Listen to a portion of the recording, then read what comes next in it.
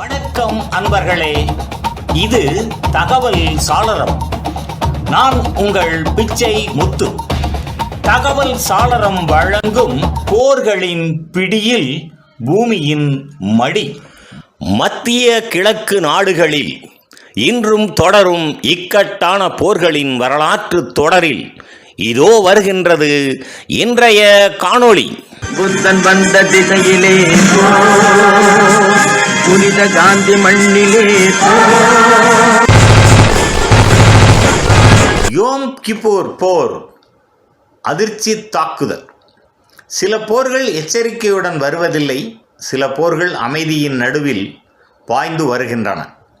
1973 அந்த ஆண்டு ஒரு நாளில் நம்பிக்கை சிதைந்தது. ஒரு புனித நாள், ஒரு பெரிய அதிர்ச்சி.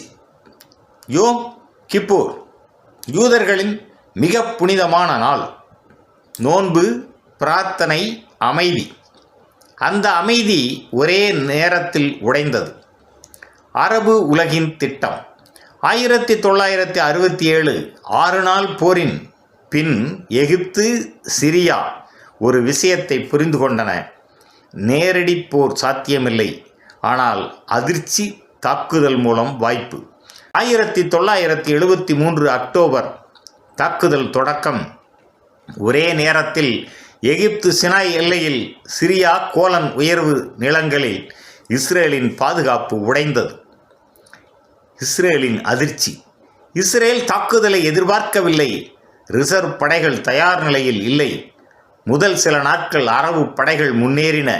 இது இஸ்ரேலுக்கு ஒரு மனநிலை அதிர்ச்சி. எகிப்தின் மீட்பு உணர்வு.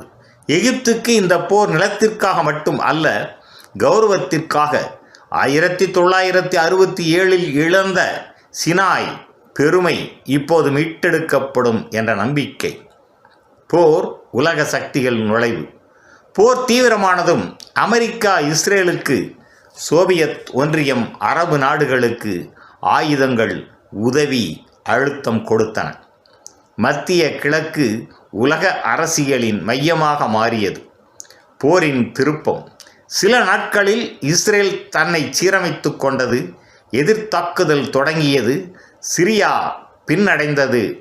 எகிப்திற்கு அழுத்தம் கொடுக்கப்பட்டது. போர் திரும்பியது. எண்ணெய் ஆயுதம். அரபு உலகம் ஒரு புதிய ஆயுதத்தை பயன்படுத்தியது, எண்ணெய். ஏற்றுமதி தடை, விலை உயர்வு. உலகம் நடுக்கம் கண்டது.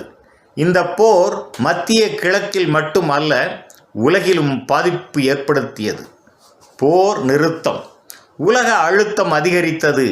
ஐக்கிய நாடுகள் சபை தலையிட்டு போர் நிறுத்தம். போர் முடிக்கப்பட்டது. ஆனால் விளைவுகள் தொடர்ந்தன.